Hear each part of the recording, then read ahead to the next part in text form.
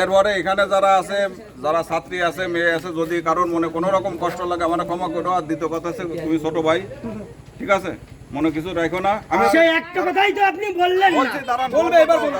সেটা এক কথাই বলে দিলে একটা কথা। আমি তো সবার কাছে বলবো তো। এইবার আমার কথায় যদি ঠিক আছে, আমি যা তুমি বলতেছো বলেছি, যদি কোনো ইয়ে হয়, তোমার কষ্ট লাগে, খারাপ লাগে, তুমি ক্ষমা করে দিও বড় ভাই হিসেবে। দেখুন, আপনি আমার বড় ভাই। হ্যাঁ বলো। আপনি আমার একজন বড় ভাই। দাঁড়াও, দাঁড়াও দাঁড়াও দাঁড়াও, আপনি আমার একজন বড় ভাই। আর দীপান্বিতা আমার একজন বোন। আমি দীপান্বিতার সাথে খারাপ ব্যবহার করেছি, একটা ফিজিক্যালি ইন্টেনশন নিয়ে ওর সাথে খারাপ ব্যবহার করেছি, সেটা আপনি আমার ছাত্রীকে বলেছেন।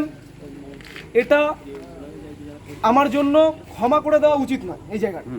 তো সেখানে আপনি এটা বলেছেন, আপনার ভুল হয়ে গেছে, উল্লেখ করে ক্ষমা চান যে আমি তোমার বোনকে নিয়ে তোমার নামে তোমার ছাত্রীকে যে বিষয়টা বলেছি সেটা আমার ভুল হয়ে গেছে। তাহলে বিষয়টা এই অবধি থাকবে, নইলে আগামীকাল আপনার নামে আমি মানহানি মামলা করব। মিটবে কি? তুমি যদি আমার কথা হচ্ছে বলিছে তো মামনি অবজেকশন, দীপান্বিতা তো কেন আসেনি। এবার তাহলে ওইটা আগে শোনো, আমি বলি কথাটা। এখন ওই যে মেয়ে বললো, মেয়েটা, আমি বললাম যে মামনি যদি কোনো তোমার ভুল বুঝাবুঝি হয় তুমি ক্ষমা করো। আর তুমি আমাকে দাঁড় করিয়ে 1 ঘন্টা, ঠিক আছে, আমি তো ক্ষমা চাচ্ছি, ঠিক আছে, আমার কথা বলো। উনি কিন্তু ক্ষমা চেয়ে নিচ্ছে। উল্লেখ করে ক্ষমা চাইবে। আমি বলি, ক্ষমা কিন্তু চেয়ে নিচ্ছে। এইবার তোমার নামে যদি কোনো মেয়ে কিছু বলে তুমি মাফ করে দিও।